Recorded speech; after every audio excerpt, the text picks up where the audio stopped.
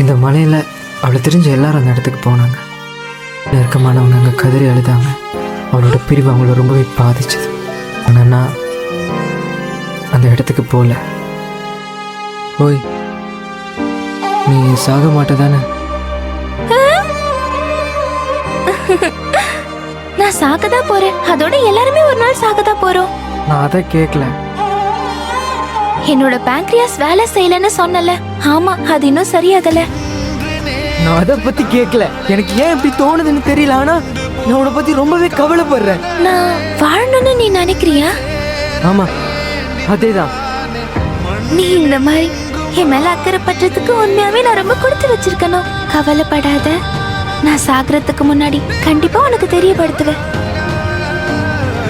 அவனுக்கு இந்த டைரியோட பேரு லிவிங் வித் டைன்னு கூட தெரியும்னு சொன்னான்.